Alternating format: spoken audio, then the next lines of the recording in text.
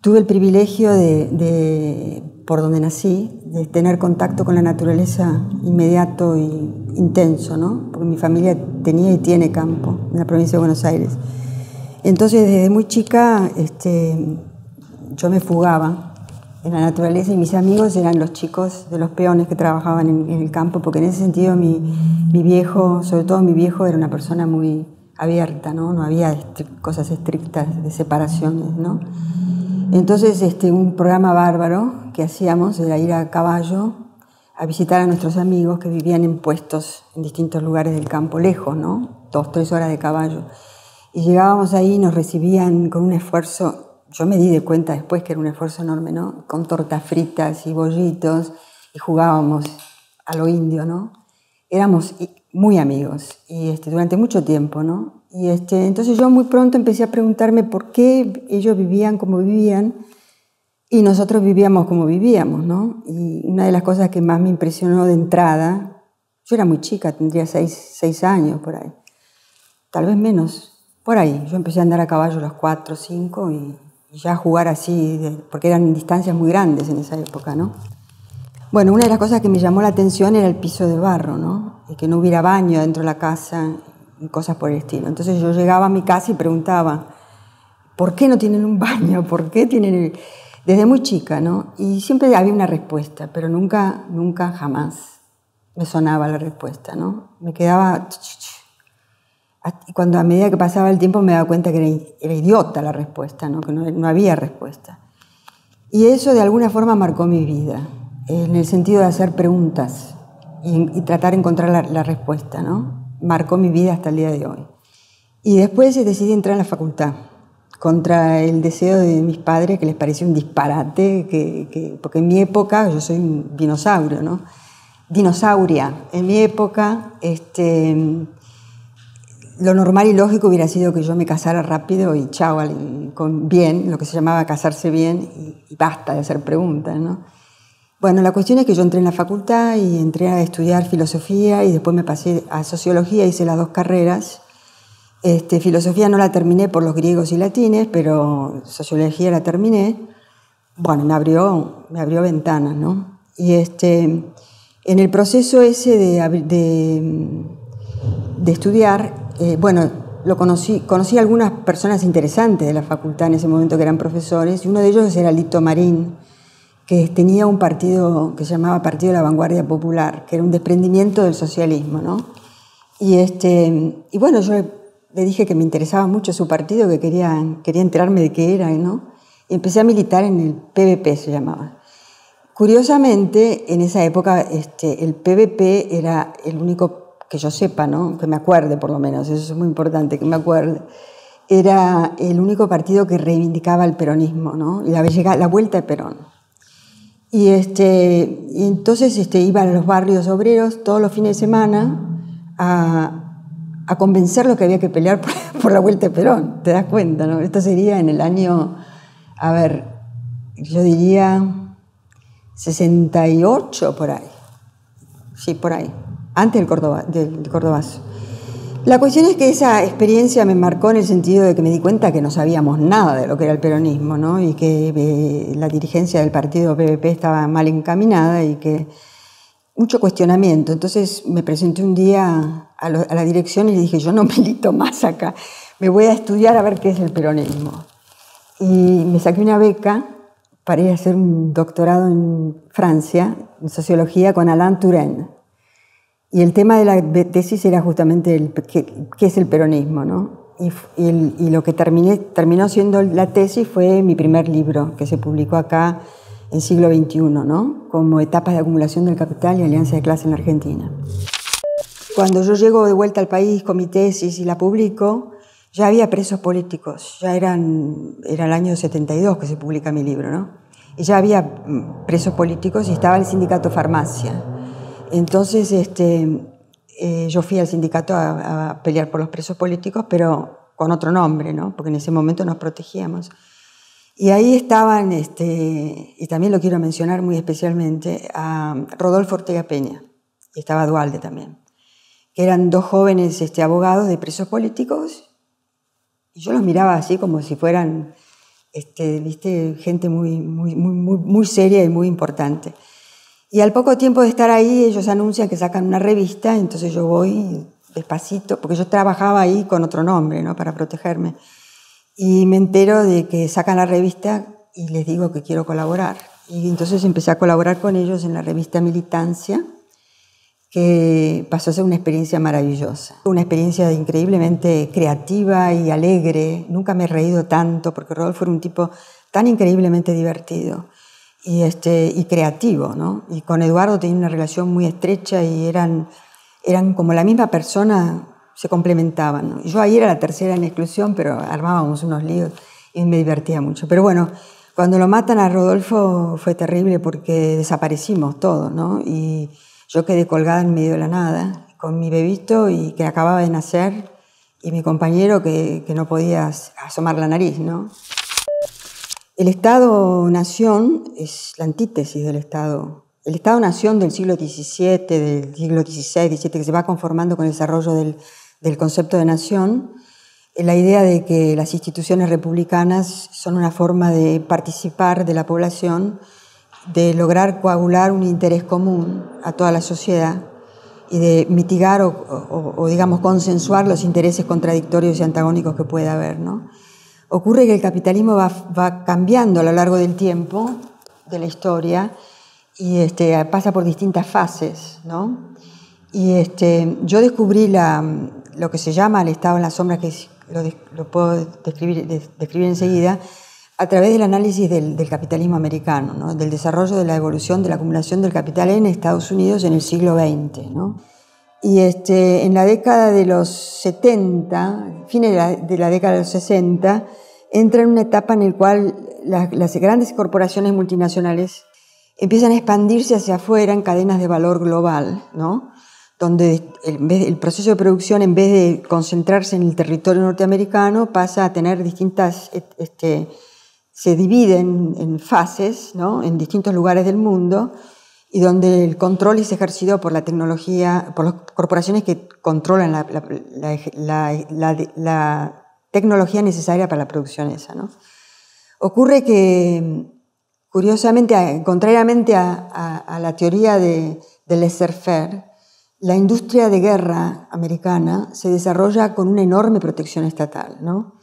Y esa industria de guerra, que desde la Segunda Guerra Mundial, incluso antes, empieza a desarrollarse, amparada por el Estado, con un rol prioritario de la tecnología. Y todos los enormes avances tecnológicos son militares y después percolean hacia las corporaciones que están en la economía real, ¿no? Y es así como las corporaciones americanas adquieren un enorme dominio de la tecnología, hegemonía, digamos, en el control del desarrollo tecnológico, se expanden por el mundo y al mismo tiempo que se expanden por el mundo, el proceso de producción deja de ser un proceso de producción dentro de un territorio nacional y pasa a ser planetario. A esta altura es planetario, pero en ese momento era mundial, digamos, ¿no? Y los distintos países quedan enganchados en esta acumulación del capital a través de cadenas de valor. Y paralelamente el capital financiero también se expande porque es imposible pensar, incluso por razones simplemente económicas, es imposible pensar en una expansión de acumulación a nivel global si no hay financieramente hablando, no hay expansión también global, ¿no? Entonces, lo que ocurre es que desde ese entonces hay una interpenetración cada vez mayor en el mundo entre la producción y las finanzas mundiales, ¿no? Ahora, ¿qué ocurre con el Estado en las sombras? Ocurre que, como te decía antes, Eisenhower denuncia la existencia de esa interpenetración de intereses entre un sector político en el Congreso, la necesidad de aprobar leyes y los intereses de las corporaciones que producen armamento para que esas leyes se aprueben, ¿no? Y cómo eso se va independizando de la realidad. Ahora, esta situación es conocida, ¿no es cierto? El rol de las agencias de seguridad nacional y del ejército en la política norteamericana se conoce desde tiempo atrás. Pero con la explosión de la Torre de Gemelas, lo que ocurre es una expansión brutal de las agencias de investigación, de inteligencia, ¿no?, en el país, que se reproducen rápidamente en los estados provinciales, municipales, nacionales, ¿no?, Yo no tengo ahora los números, pero lo tengo en un artículo que publiqué en una revista, y se consigue, ¿no es cierto? Es impresionante el poder que desarrollan el Estado, las instituciones vinculadas a la inteligencia y al espionaje y a la obtención de información. Pero no se limita ahí, porque no tiene límites territoriales. Como Estados Unidos es el centro del poder mundial, aún ahora que está en discusión su hegemonía, esta concepción del Estado se expande, ¿no es cierto?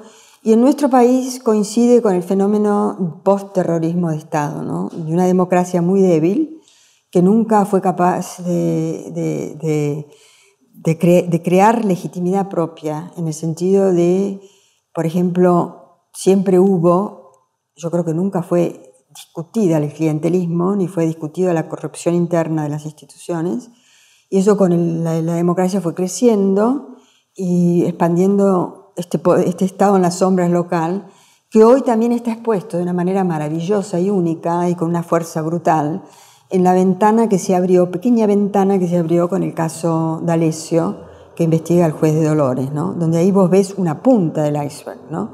Pero esto ha penetrado en el Poder Judicial y corresponde también con una estrategia americana del lawfare, que consiste en reemplazar los golpes de Estado por los golpes judiciales, ¿no es cierto? Porque los golpes, las Fuerzas Armadas pierden credibilidad después del terrorismo de Estado acá y de las fechorías que han hecho en otros países. Y eso se sustituye con la influencia de un poder judicial débil que es cooptado, ¿no? Por los enormes intereses económicos de los países nuestros, latinoamericanos, ¿no? Y se reproduce esta estructura mafiosa, oculta, que por suerte, como digo, hoy, gracias a Macri, está expuesta a la luz del día. Y espero que nosotros seamos capaces como sociedad de no quedarnos amilanados y exigir que se ventile todo y que se transforme el Poder Judicial, que se democratice las instituciones argentinas, ¿no? El Poder Judicial y los partidos políticos y los sindicatos, ¿no?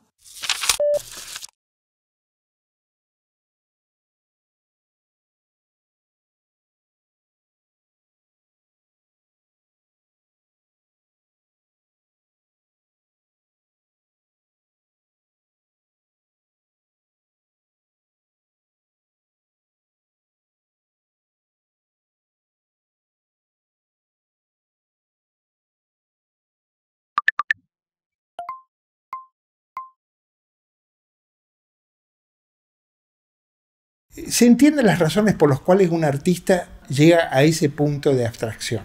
Difícil para interpretar en una comunidad, sí, la nuestra o la de la Rusia revolucionaria de aquel momento, en donde no había tampoco un ojo del espectador habituado a ese nivel de abstracción. ¿Por qué el poder de la Rusia revolucionaria de aquel momento en manos de Lenin? ¿Y cuál es el objetivo del poder en ese caso de utilizar, de aprovechar o de dejar la libertad de producir este tipo de material, de comunicación? Yo me la he hecho esa pregunta muchas veces. Y yo creo que el que da la tecla en la respuesta es Mayakovsky. Mayakovsky dice que todos estos revolucionarios son lectores de Marx.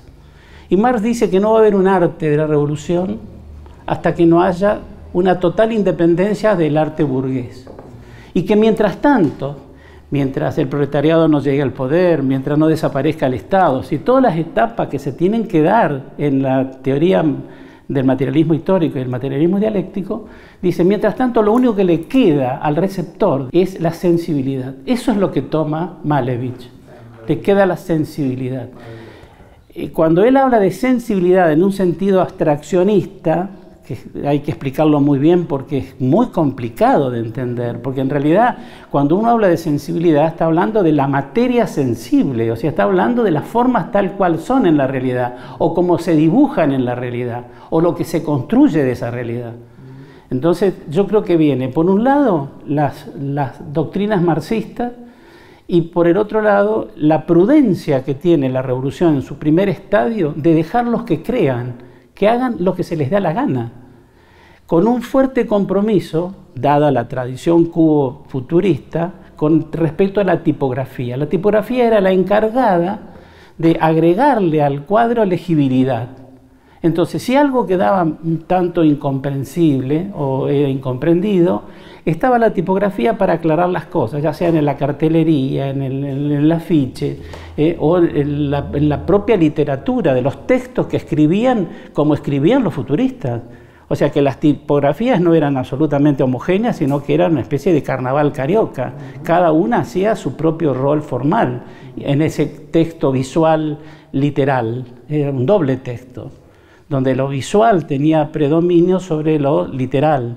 Esa es justamente la clave de la tipografía revolucionaria, ¿no? Entonces nos ubicamos en esa sí, Rusia nos ubicamos en la Rusia revolucionaria, que toma, en realidad, como todo proceso, toma antecedentes muy fuertes, tanto revolucionarios como de naturaleza estética.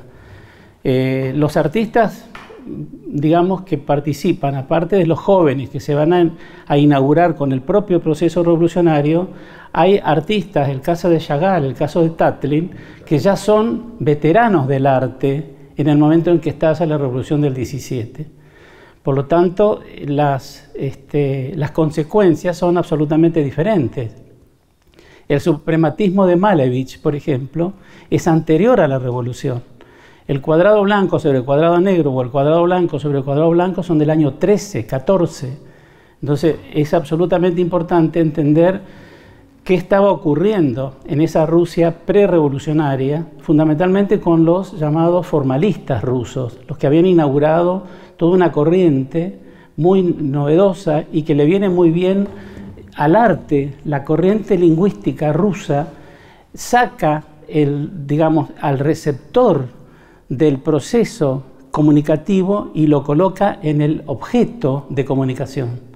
Entonces, la obra de arte, la obra literaria, la narrativa literaria cobra un interés inusitado respecto a lo que son los antecedentes del simbolismo o los antecedentes del romanticismo y el realismo, que había sido la corriente estética dominante previo a la Revolución. Entonces, hay un paralelo entre las formas de hacer el arte, la música lo mismo, o el cine, el caso de Eisenstein, por ejemplo, con referencia a lo que van a ser las propuestas estéticas propiamente artísticas, ¿no?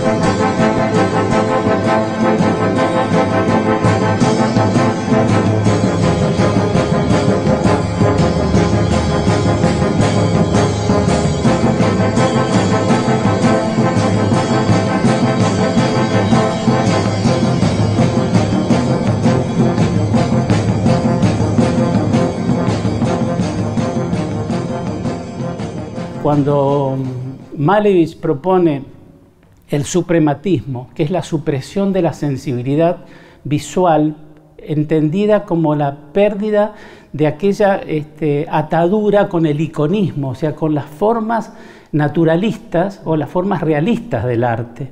Entonces, lógico, cuando recién me decían, para poner énfasis en la cuestión de que por qué eligen la abstracción o por qué eligen esa estética, por qué esa particular estética objetivista, es justamente porque es la única que les queda en oposición al realismo, en oposición al naturalismo, que es el caso de Malevich y la abstracción. No le queda otro camino. Él llega al punto de dejar la pintura, como dice Roland Barthes, en el grado cero. Lo mismo que ocurre en el grado cero de la escritura es el grado cero de la pintura, porque una no figuración donde el fondo es blanco y la figura es blanca es el cero de la figuración. Entonces, de ese punto no hay salida. Tan es cierto que después el propio Malevich tiene que reconstruir su camino, porque después de cuadrado blanco sobre cuadrado blanco no le queda más nada. No queda nada, ¿qué es la nada? ¿Qué sucedió con ellos? Digamos, no me refiero a algunos murieron, sí.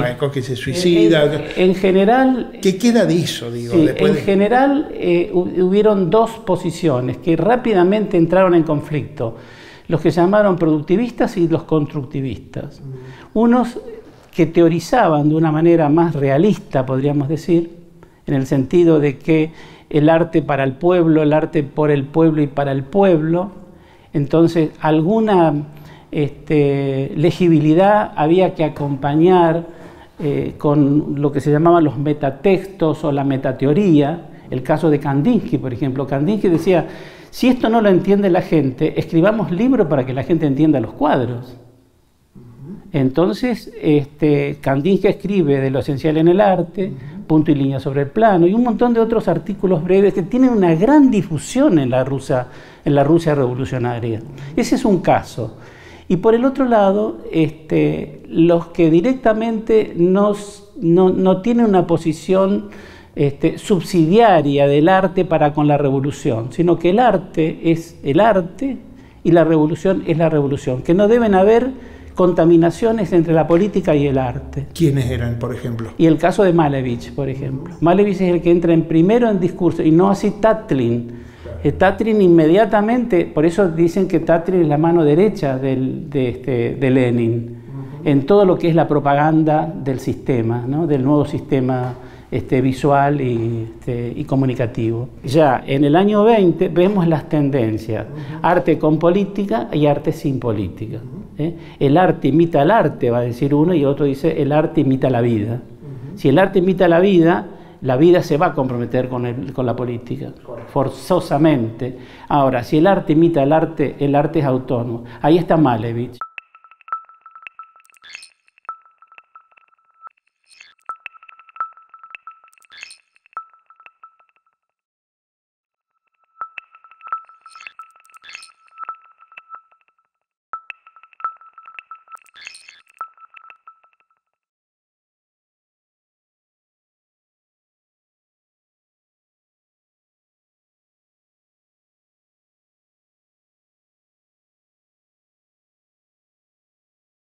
Fundamentalmente la comunicación popular es una perspectiva que tiene larguísima trayectoria en América Latina y está vinculada a todo proceso emancipador, donde la comunicación se vuelve estrategia política, de proyectos político-culturales que vinculan organizaciones, movimientos sociales, movimientos políticos, una larga historia de más de 70 años, y en donde la radio en particular ha sido estratégica, en particular la radio popular, la radio comunitaria o educativa, como se le ha denominado, la red insurgente, que ha sido estratégica en ese proceso, ¿no? Entonces, lo fundamental ha sido producir contenidos y barras programáticas que estén vinculadas a la agenda de esos movimientos sociales y políticos, más que a la agenda de los medios corporativos o de los intereses con fines de lucro.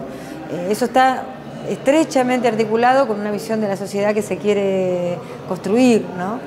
En el caso particular de las radios universitarias, Yo creo que más recientemente, a pesar de ya de la cantidad de años que tienen en el continente latinoamericano y en la más vieja que está en la Argentina, que es la radio de la Universidad Nacional de La Plata, se hace bastante eco de esa experiencia latinoamericana de la comunicación popular, sobre todo a partir de la sanción de la Ley de Servicios de Comunicación Audiovisual, la 26.522, que hace suya la perspectiva del derecho a la comunicación y de los derechos humanos para pensar y hacer los medios públicos, en este caso los universitarios. Esto no quiere decir que antes no lo hubieran tenido, simplemente que podemos decir que hay una política pública que atraviesa a todas las radios universitarias y no solo algunas para trabajar su estrategia comunicativa. Entonces, creo que comunicación popular, nacida en experiencias muy territoriales, estratégicas, de movimientos políticos sociales latinoamericanos, creo que la radio universitaria se inserta en ese proceso en la medida que se vincula o se articula por la perspectiva democrática de la comunicación y de los derechos humanos. Las clásicas, ¿no? Las clásicas más reconocidas por toda América Latina son las fundadoras, en primer lugar, ¿no? Que son las radios mineras bolivianas, vinculadas al movimiento sindical boliviano de mediados del siglo XX. Para la misma época, las primeras experiencias de la radio vinculada a procesos alfabetizadores y de desarrollo, muy emparentadas con la experiencia de la teología de la liberación. Y una tercera pudiera ser la experiencia de radios insurgentes, que están vinculadas a los movimientos revolucionarios de Centroamérica en la década del 70, del 80, la más emblemática, por ahí más recordada por los universitarios, aunque son muchas más, es la radio Venceremos de El Salvador. Y Argentina tiene una experiencia reciente, bueno, reciente depende de la edad que tengas, que nacen con la democracia, con la reapertura democrática, ¿no? En 1983, después del genocidio de la dictadura militar, en un contexto de época que todo el mundo recordará más o menos, o porque la vivió o porque la referencia, en la desesperación y el deseo de la libertad de expresión. No te olvides que nosotros tuvimos regidos hasta hace muy poco tiempo por el decreto ley 22.285, que era la ley de la dictadura, que no le permitía el libre acceso a la sociedad civil, podría decirse, al sector de las organizaciones, de los movimientos, de la propia universidad, de los medios escolares, de los pueblos originarios, los movimientos contraculturales. La mujer no podía tener medios. Sin embargo, en toda la Argentina y a lo largo de Ushuaia a La Quiaca, surgieron esas experiencias, aún sin tener amparo legal, pero sí legitimidad social. Entonces, quizás la diferencia con América Latina, que estas experiencias son hijas de la democracia, pero de una democracia con mucha dificultad de plasmarse, y a raíz de eso con un tipo de Estado, sobre todo el de Estado de los 90, que abandonó al servicio de sus intereses mercantilistas, que fue el neoliberalismo durante toda la década del 90, que fortalece la perspectiva de la dictadura en cuanto a cómo pensar la comunicación en la Argentina, ¿no? Que está muy estrechamente ligada al mercado. Por lo tanto, toda experiencia de ley alternativa de democracia que se pudiera promulgar estaba totalmente fuera de la agenda de las políticas públicas, cosa muy distinta a la década del 2013 en adelante, hasta que llega la sanción de la ley 26.522. En todos esos 30 años, básicamente, los contextos cambiaron, las experiencias mediáticas de la radio también, y algunas de ellas, buena parte, se federaron a través de redes, es decir, entendieron que practicar y desarrollar la comunicación democrática no bastaba con hacerlo individualmente, sino trabajando en red. Son un actor social político importantísimo que participó en el diseño de la Ley de Servicios de Comunicación Audiovisual, en la formulación de lo que fueron los 21 puntos básicos, pilares sobre los cuales se edificó la ley. O sea, de aquellas experiencias iniciales marginales, terminaron siendo un actor político importantísimo para la democratización de las comunicaciones. En primer lugar, las audiencias de las radios universitarias, más que espectador común, como nos gusta llamar a nosotros, tenga un caudal de interlocuciones que puedan ser altamente partícipes de su programación. Esto es, que la participación ciudadana, por decirlo de alguna manera, no sea solamente proponiendo programas, sino que en el propio discurso estratégico de la comunicación de la radio esté incluido el proceso participativo de distintas identidades culturales. Es una primera cuestión que tiene que ver con el lenguaje, con los géneros y con los formatos. En segundo lugar, creo que tiene que lograr un sistema de gestión, un dispositivo de gestión que la diferencie en cuanto a su modo político-cultural, organizativo y comunicacional, inclusive de sustentabilidad económica, que caracterice un medio público con impronta universitaria. En tercer lugar, creo que la agenda temática y todo lo que es la producción periodística de investigación o informativa, creo que debe estar muy pautada por, a mi modo de ver, por la agenda de los derechos humanos, entendiendo por ello todos los derechos humanos, ¿no? El derecho a la vivienda, la salud, la educación, todo lo que significa los derechos, evidenciando los conflictos sociales que hay alrededor de ellos en la ciudadanía, es decir, lograr que los actores sociales, que las personas, ya sean organizadas o no organizadas, institucionalizadas o no, tengan capacidad de empoderamiento para expresar su voz, es decir, visibilizar las voces de la ciudadanía protagonistas de los conflictos sociales. Es decir, no tenerla a la radio como una vidriera por donde circulan los temas y la ciudadanía apenas es un testimoniador de lo que pasa, o un caudal de periodistas estrellas donde lo que prima es su opinión, sino creo que edificar una comunicación democrática implica hacer protagonistas a la ciudadanía que está afectada por los conflictos sociales. Creo que hay una medida para calibrar ese proceso, que es la justicia social ligada a la comunicación democrática.